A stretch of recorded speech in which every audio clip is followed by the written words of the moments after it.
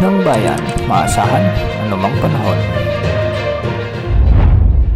Magandang araw po sa ating lahat. Narito na ang latest outlook natin para kay Bagyong Julian ngayong araw ng Linggo, September 29, 2024. Sa kasalukuyan ay patuloy na lumalakas si Bagyong Julian habang kumikilos ito ng west-southwest. Huli itong namataan ng pag-asa sa silangan ng extreme northern Luzon o sa silangan ng Apari, Cagayan. At isa pa rin itong tropical storm category. Sa mga susunod na oras ay posible pa itong lumakas bilang severe tropical storm habang kumikilos na ito ng hilagang kanluran sa mga susunod na araw. Dahil nga sa paglakas at bahagyang paglapit sa kalupaan ni Bagyong Julian, asahan ang mga malalakas na pag-ulan ngayon na kung minsan ay matitinding buhos ng pag-ulan sa bahagi ng Cagayan at Ilocos Norte.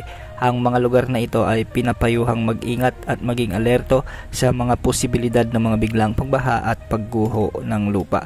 Samantala ngayong araw, posible rin ang moderate to heavy o katumbas ng 50 to 100 mm na pag-ulan sa bahagi ng Isabela, Batanes, Apayao, Abra, Ilocos Sur, La Union at Benguet. Pinapayuhan rin ang mga nakatira sa mga lalawigang ito sa banta ng mga biglang pagbaha at pagguho ng lupa, lalo na kung may mga malalakas na pagbuhos ng ulan. Samantala mamayang gabi o simula mamayang gabi hanggang Lunes ng umaga, asahan na rin ang malalakas o intense to torrential rains o katumbas ng higit sa 200 mm na mga pag-ulan sa bahagi ng Batanes at Babuyan Islands. Ito yung bahagyang paglapit na ng bagyo o hindi rin inaalis ang posibilidad na maglandfall sa bahaging ito ang bagyong si Julian. Hindi rin inaalis ang posibilidad na ito ay lumakas pa bilang super typhoon habang papalapit sa kalupaan ng Babuyan Islands o di kaya man ay Batanes Group of Islands. Samantala, bukas pa rin ay asahan ang malalakas hanggang sa matitinding pag-ulan o katumbas pa rin ng 100 to 200 mm na pag-ulan sa bahagi ng Batanes, Mainland Cagayan, Apayao, Abra at Ilocos Norte. Samantalang magkakaroon naman ng katamtaman hanggang sa malalakas na pag-ulan o katumbas ng 50 to 100 mm na pag-ulan sa bahagi ng Isabela at nalalabing bahagi ng Ilocos Region at ang Cordillera Administrative Region. Ang mga lugar na nabanggit ay posibleng makaranas rin ng minsay malalakas hanggang sa matitinding pag-ulan, kaya mag-ingat po at maging alerto rin sa banta ng mga pagbaha at pagguho ng lupa.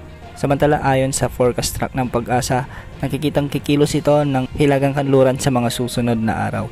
Hindi rin inaalis ang posibilidad na ito ay bumulusok pababa at tumama sa may extreme northern Luzon sa mga kababayan natin sa Batanes, Babuyan Islands at ang northern tip ng northern Luzon, gaya ng Cagayan at Ilocos Norte. Pinapayuhan po natin na kayo ay mag-ingat at maging alerto dahil posible ang mga pagbabago sa inilalabas forecast track ng Pag-asa. Ayon din sa Pag-asa, hindi rin inaalis ang posibilidad na ito ay lumakas pa bilang super typhoon, lalo na kung ito ay nagkakaroon ng rapid intensification. Samantala ngayong araw, dahil pa rin kay Bagyong Julian, asahan ang mga pagbugso ng hangin sa bahagi ng Aurora, sa may Calabarzon, sa may Romblon at Bicol Region. Ang mga lugar na ito ay makakaranas ng pabugso-bugsong hangin dala ng bagyong si Julian.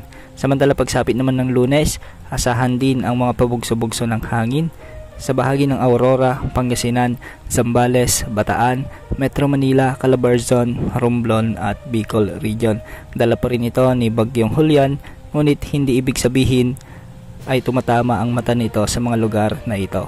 Samantala magiging maalon din ang mga karagatan sa mga lugar na may tropical cyclone wind signal. Hindi po pinapayagan ang mga maliliit na sasakyang pandagat na pumalaot dahil delikado po ang pumalaot lalo na sa mga panahong ito. Yan ang update sa lagay ng panahon. Ito pong weather update ng bayan, maasahan anumang panahon.